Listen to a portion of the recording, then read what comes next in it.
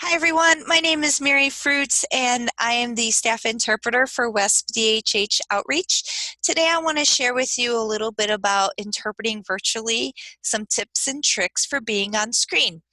With the COVID-19 pandemic going on, a lot of us are staying at home and working virtually. Unfortunately, we've never done this in our lives before and we're not sure what to do. And so I'm going to share with you some ideas today that we've collected through outreach and from my personal experience, uh, over 8 years of experience as a VRS interpreter, and what you can do when you're working virtually. So let's start. Here's the overview of what we're going to go through today. First, we're going to talk about clothing and background and lighting. Then we're going to talk about some programs that we can use. We're going to talk about captioning videos because that's a frequently asked question from many interpreters because it's a new task that many of us are facing. And also, we're going to talk about some general information. So first, let's talk about clothing. What can we wear and what can't we wear? We have to remember that the virtual world is very different from the real world. Some interpreters get very comfortable with their clients and their clients get very comfortable with them, and so we get a little loosey-goosey on the things that we can wear when we're in an interpreting environment. However, when we're in a 2D environment, that's very different, and so we have to be conscious of that. Some of the things we have to think about that we should not be wearing on screen is patterns. Other things we should be thinking about are colors that match our skin tone. And then we want to think about those typical interpreter rules for wearing clothing that we learned in our ITP, whether that ITP was recently or many, many years ago, like some of us. Think about the colors that we talked about. So things like your dark blues, your blacks, your grays, your dark greens, even some deep purples are perfectly okay to wear on screen. But always make sure you're self-monitoring and making sure that that color is a good match for your skin tone. Again, if you're an interpreter of color, make sure that you're matching with a lighter color that will be contrasting to your skin tone. Remember, red is very difficult to see on screen, especially for people who experience deaf blindness. And so that might be a very difficult color for them to see. Remember that what you can wear in person may not be something that you can wear on screen. So for example, in this picture below, you can see that I'm wearing something that doesn't really work very well on screen. However, in real life, this shirt is perfectly fine for me to wear. And so these are things that we have to be conscious about when we're going in the 2D environment. Again, think about those typical interpreter rules, but one of the things that we don't have to follow when we're working virtually is we don't have to dress up in dress pants. So have fun with your pants when you're working virtually. Be in your yoga pants, be in your stretchy pants, be in your pajama pants, whatever. Be comfortable, but be aware that if you're standing up, people are going to see those things. So just some things to think about when you're working. Now let's talk about backgrounds. Backgrounds are very important when you're working in a 2D environment. You'll want to think about having a solid wall or hanging behind you that contrasts with your hand color or your clothing. And so an example of this background that I have here, you can still see my black shirt as opposed to the background. You can still see my hands very well. Even in the picture on the left here where I have more of a neutral color background, that's still pretty decent that you can still see my hands. However, there is another example that I have for you where it didn't work. And let me pull that up for you just one moment. Let me find where I'm at here. Here we go. So here's an environment that I worked in recently, and there was not a good choice on background color. As you can see, my hands are blending into the background. Although the background was a beautiful background and we thought it would be a great match for the clothing that's being worn and the environment that we were in, once we started into the recording, we realized that that color did not work out. So again, think about those contrasting colors that will work with the clothing that you're wearing and the environment that you're in. One moment, let me get back to our, whoops, not the right one. I know what I need to do though, so just one moment. Here we go. All right, so background. In the past, some of the things that I have done is stayed against a dark colored wall. A lot of people like to use their accent wall that they might have in their house. You can use that. Again, be conscious of the color though. If it's a red wall, that's not gonna work. Some people have taken just a basic sheet and taken thumbtacks up to their ceiling and have it hanging down. That works. So those are all things that you have to consider when you're thinking about backgrounds. When thinking about backgrounds, that leads us to lighting. And some of the things you want to be conscious of is backlighting and front lighting. For example, in this first picture on the left, you can see that I'm standing right in front of a light. That is horrible backlighting. That is giving me a halo effect, and it's extremely bright and difficult to see. In the second picture on the right, you can see that there's backlighting, which is also making me very dark and difficult to see. So you want to think about those things. Another thing that you can add to your lighting is a front light. So often in 2D environments, we might add a lamp or another kind of light that's coming from the front as opposed from the back, so that you're getting the lighting on your face that makes you easy to see. Make sure that you're not in a dark room and that you have plenty of lighting. Some of you might have noticed in the pictures here that I'm wearing glasses, and I'm not wearing them now, but why is that? Well, I noticed that when I put them on, when I was starting my video today, there's a horrible glare in my glasses, and it's really difficult to see my eyes. And so I've decided to take my glasses off so that my eyes can be more readily seen while doing the video. And that's something that you might want to think about as well. Be careful of your camera angle. That's very important when you're in a 2D environment. You want to make sure that you have a nice straight on camera angle, that you're not taking a video from down here and people are looking up your face or people are looking down on your face, because some of your facial features might be missed that are essential to communication. So make sure that you have a good level camera angle. Make sure that you're not sitting in front of a window like I am in the second picture on the right here. Again, you can see my skin tone changed by a vast amount, and it's not my actual skin tone, but again, it makes me very difficult to see. And so that backlighting again with the natural light can make it tough. 2Ds and 3D environments, you have to remember we are working from home, we're working virtually. And so we want to pick a nice, private, quiet place to work with minimal distractions.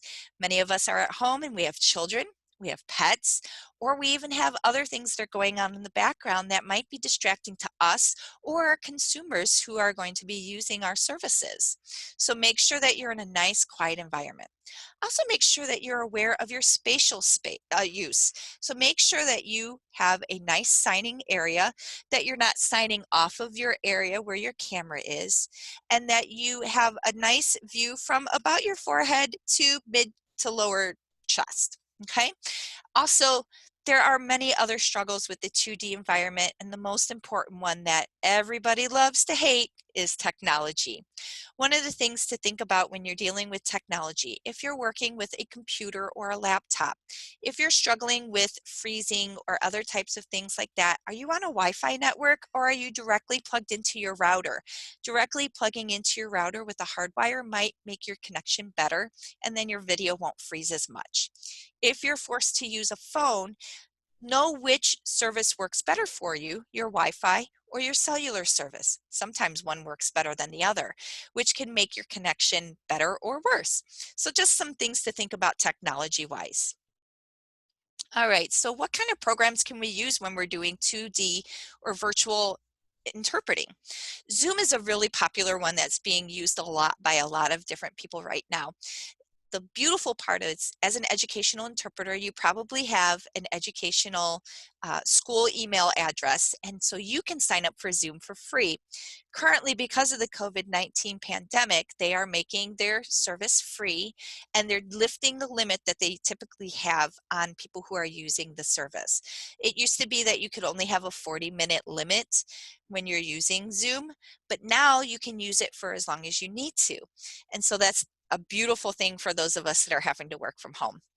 Although some of us might think of it as a little old school, Skype is still out there, and Skype is a wonderful service to use if you're familiar with it and you know what you're doing, and it's a wonderful face-to-face service to use. Google Duo is an app that you can download on your phone, and it's a great app to use if you're using a different type of device than the person that you're communicating with. So for example, if you're using an iPhone and the other person is using a Droid type of device, you can't use FaceTime. So Duo is a wonderful app that you can use to connect a Droid or an iPhone. I use this personally with my family and I love it because I'm still able to talk to them face to face. Google Hangout is another option for those of you that have Gmail. You can use that, and all you're going to do is under your mailboxes here, you're going to go to where your name is and click on the plus right here where I have my pointer, and then you're going to have a list of people. You can click on it, and there's a little camera that you click on, and then that brings up a conversation with the person that you're trying to talk with. So this is a great, handy, quick to use, and especially if you both have Gmail, it's simple. FaceTime is available for those of us that are Apple users, so whether you're using an iPad, an iMac, an iPhone, you can connect with another Apple user with that. And from my understanding, you can use FaceTime with more than one person now, so that might be an option for you. Another option that we've learned about is Loom, and Loom is a service, I'm pulling up the site here for you, that you can make videos as well. From my understanding, those who are using Loom find it easy to use. It's quick, simple, not have to be real tech savvy to be able to use it. And so take a look at this. It looks like it's free. It says get Loom for free here. It's a free service to use that might be easier for you to use than other services. So take a look at that. Another one here is the Screencast-O-Matic. Again, another tool that you can use to make videos. From my understanding, you can use this. I need to create videos for work. I'm an educator. I'm a developer, so there's different ways you can use this software or this tool to make videos. And again, it's just another thing where you can record on your screen, you can edit the video, and you can share the videos quickly. From the people who have shared this with me, they've said it's quick and easy, even easier than Zoom or other products that are out there. So now let's talk about captioning, because a lot of people have said, well, now my administrators or my teachers are asking me to caption videos. And so I'm going to talk a little bit about some options out there. YouTube is an option for captioning videos. I found YouTube to be quite simple to use. All you have to do is upload your video to YouTube. Then you go into the YouTube studio. There you can edit your video if necessary. And then there'll be a menu on the left, and there'll be different options, and one of them is either subtitles or caption. Click on there, you'll pick the language that you want to caption the language into, and then click add, and then it'll give you three options as to how you want to add the caption. You can upload a file. So for example, if you have a transcript and you want to upload that transcript, you can use the transcript. It says you can then transcribe and auto sync, or you can actually type in the captions, listen to a little bit of audio, pause it, type in what you hear, and then unpause it, listen to a little bit, type in what you hear, and then you can move it so that it matches the video. I have found this personally easy to use. Other people have not. Again, this is an option. You need to explore your options. Most importantly, once you're done adding these captions into your video, you want to make sure you click the publish button, and it'll be a button when you're on your screen. It's a little button up to the right of your video. One of the things I've personally found is if you use a laptop and you're using a trackpad for your mouse, make sure that you're not using a two-finger swipe either forward or backwards when you're trying to move the video. So you'll have the video and the scroll bar underneath the video. You cannot use the two-finger swipe on that because your laptop will probably read that as a back button or a forward button. If you do that and you go back or you go forward, you might lose your caption. So just be conscious of that. Here's another option, which is the Described and Captioned Media Program. This is a website that has multiple videos already captioned on their website. It's a library, very easy to use, very simple.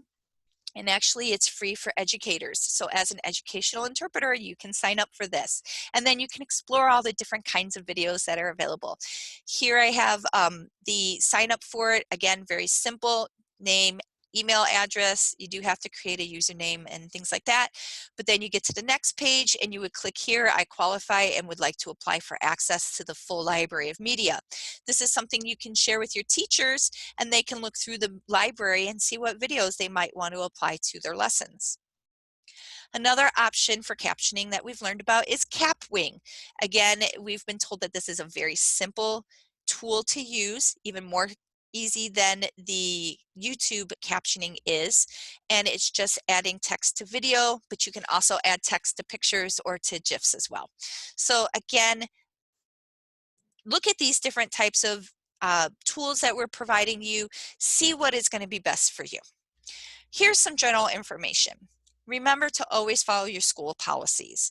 Make sure you know what they are. There are some schools out there that are not allowing their faculty to use Zoom. So make sure that if you want to use Zoom, that's allowed by your school policy. Make sure that you're remembering your professional lines. Remember, you are a professional. And so always appear professional and make sure that you are keeping that professional line there as an interpreter. Make sure that you have open communication with your staff, your faculty, your teachers, and your parents. Make sure that you're using platforms and different types of tools that the parents want to use, that they're familiar with. Because if you can use a type of device, but your parents can't, it might be difficult for you to connect with your students. So try and find something that works for both you and the parents and that the school is okay with.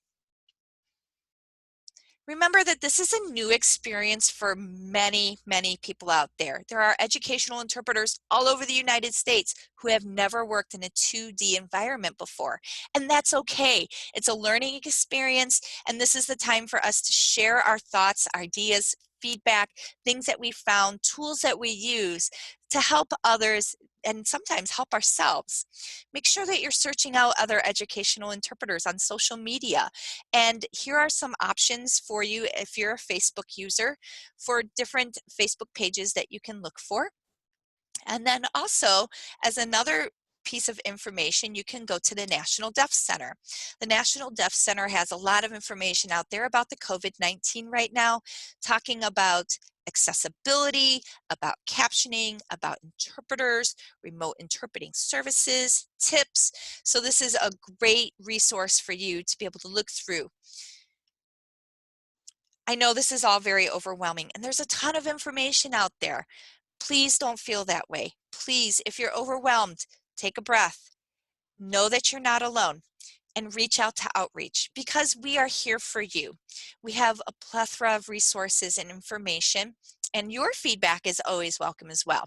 I want to click on this link right here real quick for you so that you can see here are all of our staff who work for Outreach. Now, one person who's very important here for educational interpreters that I want to point out here is Keith. Keith is my coworker, and he is the know-it of being an interpreter in Wisconsin as an educational interpreter. He's a former educational interpreter himself and now is our interpreter specialist. And he just is a wealth of information from working in the classroom to your EIPA to workshops that are coming along. Please, if you have any questions, ideas, anything that's going on, you can contact Keith and Keith can help you. If you have more questions about working in the 2D environment and you want to have a conversation with me, here is my contact information as well. Along with on this page are our consultants who are available for trainings, for consultations with your students, and there's other people on here, our office assistants and technology people. We are all here to help you, so please know that. Also, if you'd like to join our eBlast or be a part of our Canvas learning community, you can go here to our link here and very simply sign up. All you're going to do for the Wisconsin Deaf Educational Professional Canvas community is click here to join now. And then once you do that, then you're just going to fill out the simple form. You can put that you're an interpreter or whatever kind of professional you are that works with students who are deaf, hard of hearing, or deaf blind. And then make sure that you submit, and then we'll get your name added to our Canvas community as well. And on our Canvas page, we have so much information right now. People are sharing ideas and thoughts and tools and resources. And again, it's there's just so much out there, and this is a great place for you to go. One last website here I want to share with you is our Wakelet page, and this page has a great deal of information and resources as well for working with those in a virtual environment. So we have accessibility, we have apps, we have early childhood resources, the list goes on and on. So again, a lot of information out there. It can seem very overwhelming. Take your time, know what's going on in your environment, be patient, and make sure you're finding what works best for you. If you have any questions or have any feedback, please don't hesitate to reach out to myself or to Keith or any of our other outreach staff. I hope this was a helpful video for all of you. Thank you so much for joining, and have a great day.